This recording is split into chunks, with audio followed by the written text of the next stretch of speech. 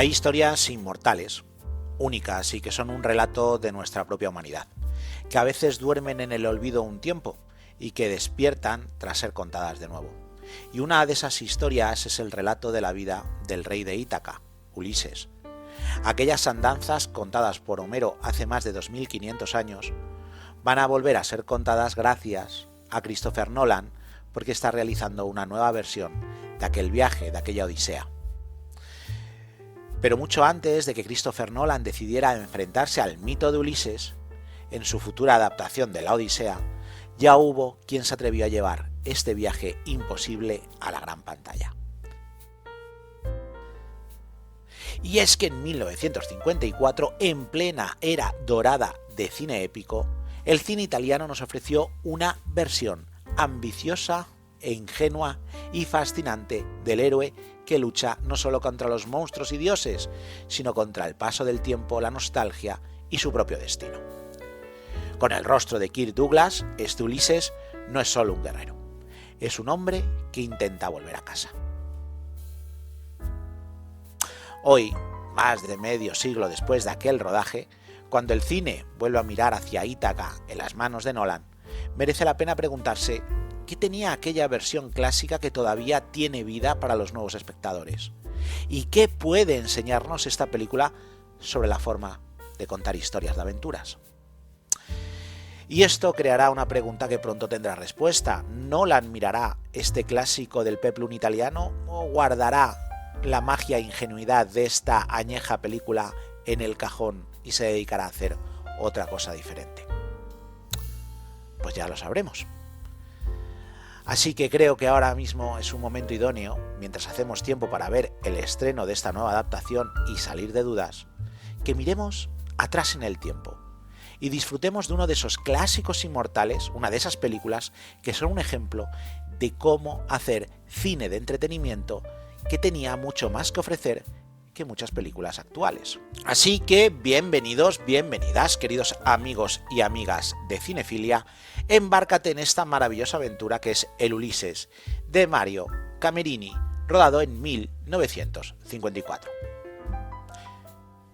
Veréis, Ulises nació de una apuesta ambiciosa de dos gigantes de la producción italiana, Dino De Laurentiis y Carlo Ponti, en una época en la que el peplum reinaba en las sesiones dobles del cine de todo el mundo, pero siempre como esa película de acompañamiento.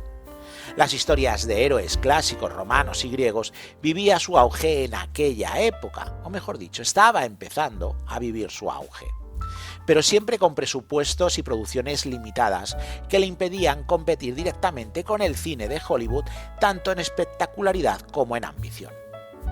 Pero Ponti y De Laurentiis no eran dos productores al uso, eran dos genios a la hora de optimizar recursos, de exprimir hasta el último dólar para conseguir que un film de producción italiana no solamente consiguiera competir contra el cine estadounidense, sino que a veces también ganarlo.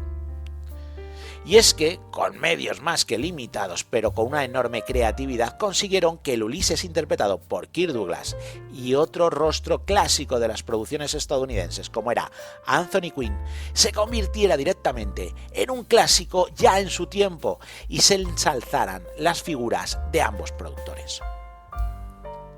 La clave del film y el éxito del mismo estaba en hacer que la película fuera totalmente exportable para todo el mundo, como si fuera una gran producción. Y ahí entra la decisión estratégica fundamental: fichar a grandes estrellas de Hollywood. El elegido para interpretar a Ulises no era otro que el maravilloso e inconmensurable Kirk Douglas, que en ese momento ya era un actor en ascenso con una presencia física y una intensidad en la actuación perfectas para encarnar a Ulises. Y para contrapunto a este, el mexicano Anthony Quinn. Sus contrataciones no solamente fueron artísticas, sino que también tenían un componente altamente comercial, garantizaba distribución internacional y abría las puertas del mercado estadounidense. Y como un caballo de Troya, hacía pasar al resto del mundo este film italiano como una gran superproducción norteamericana. Pero el rodaje como muchas producciones europeas de la época, fue una mezcla de ambición y de limitaciones. Se filmó principalmente en Italia, aprovechando localizaciones naturales y el estudio como era Cinecittà Studios, donde se crearon desde palacios hasta mundos mitológicos. Sin los recursos de Hollywood, el equipo tiró de ingenio, decorados teatrales, efectos prácticos y una puesta en escena que hoy en día puede parecer ingenua, pero en su momento resultaba espectacular. En cuanto al guión, el reto era enorme: condensar una obra gigantesca y episódica en poco más de una película de hora y media. Los guionistas optaron por simplificar la estructura de una manera casi magistral, centrarse en los momentos más icónicos de la novela, el cíclope, Circe, las sirenas, y reforzar sobre todo el arco emocional del personaje de Ulises. Y es que, más que una adaptación literal, es una obra que reinterpreta aquel clásico, y ahí está el secreto del éxito de este film. Era una obra pensada para el público de su tiempo. Era directa, era aventurera y con un fuerte componente romántico. Verán, el film comienza con la historia ya empezada. Veréis, Ulises hace ya más de 10 años que partió a la guerra de Troya y no ha regresado. Dándolo por muerto y siguiendo las leyes, Penélope, mujer de Ulises y reina de Ítaca, ha de tomar un nuevo esposo entre unos pretendientes que solamente buscan el poder. Mientras que ella intenta alargar la espera destejiendo por la noche el velo que teje por el día, aparece un nuevo pretendiente. En este caso parece sincero, fuerte y honesto, Antinos, pero que guarda un secreto oscuro y un terrorífico plan. Pero Ulises no está muerto. Ulises ha sufrido un naufragio y está amnésico. Ha llegado a una isla en brazos de la princesa Nausica, donde empezará una nueva vida. Pero poco a poco Ulises va a empezar a recordar su epopeya, que le ha enfrentado a sirenas, cíclopes y brujas. Y por supuesto, recordará su vida pasada en Ítaca con su hijo Telémaco y su mujer Penélope. Y hasta aquí te voy a contar el resto de la película. Tienes que verla tú y créeme, disfrutarla, porque son de esas películas que tienen ese maravilloso olor a clásico, ese añorado olor a naftalina de aquellas añejas obras de los años 50 que tanto se echan de menos hoy en día. Por cierto, un pequeño paréntesis, ¿te gusta el cine clásico e independiente? ¿Quieres conocer o recordar aquellas películas que hicieron grande este séptimo arte? Pues suscríbete al canal ahora mismo. Dale al botón y a la campanita y forma parte de nuestra familia de cinefilia y disfruta de nuestros consejos de cine semanales. Y si te está gustando el vídeo, pues no te olvides de regalarnos un like y darle, si está disponible en tu región, un hype, ya que nos ayuda mucho a crecer. Pues bien, sigamos con la reseña de esta maravillosa aventura de Ulises. Detrás de la cámara está Mario Camerini, un hombre quizá menos conocido hoy, pero fundamental en el cine italiano de la primera mitad del siglo XX. Curiosamente, Camerini no venía del cine épico, de hecho, había construido su carrera en los años 30 y 40 dirigiendo comedias sofisticadas y películas más cercanas al costumbrismo, muchas de ellas en el llamado cine de teléfonos blancos, centrando en historias elegantes y urbanas. Era un director sólido, con un buen pulso narrativo, muy eficaz trabajando con actores, pero no precisamente alguien asociado a los grandes espectáculos mitológicos. Entonces, ¿por qué él? La respuesta está en el momento de la industria. Veréis, cuando Dino De Laurentiis y Carlo Ponti deciden levantar esta superproducción, necesitaban a alguien fiable, capaz de sacar adelante un rodaje complejo sin perder el control. Camerini tenía ese perfil, un director experimentado, disciplinado y con prestigio dentro de Italia, que aunque no tenía experiencia dentro del género, era considerado como un buen cineasta, con oficio suficiente como para sacar un film tan complejo como era este, no ya por el dinero que llevaba, que era mucho para una película europea, sino por el poco dinero que disponía para que esto que pareciera una gran película norteamericana. Pero más allá de la técnica estaba el elemento artístico, el elemento autoral del director. porque además su sensibilidad más humana encajaba con la visión de esta película. Este Ulises no es solamente un héroe mitológico, es un personaje emocional, casi neorrealista en algunos momentos. Y ahí, Camerini aporta algo clave, convierte la épica en algo más cercano, más centrado en el viaje personal que en el espectáculo puro de coreografías y luchas que eran de las que se nutrían aquel peplum italiano de la época.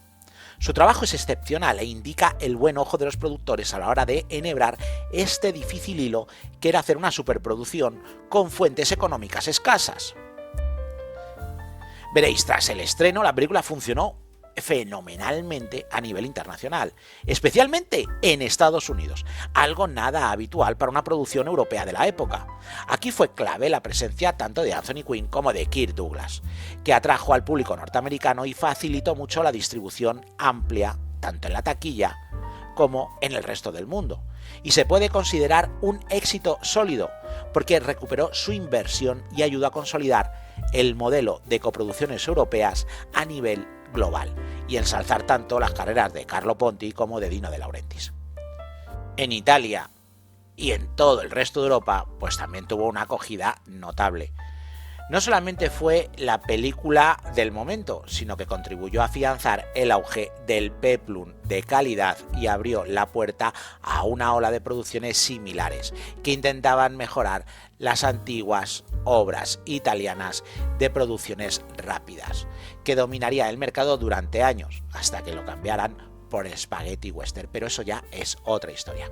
En cuanto a premios, estos fueron escasos. No estamos ante una película especialmente laureada en grandes festivales o galardones internacionales. Su reconocimiento fue más comercial.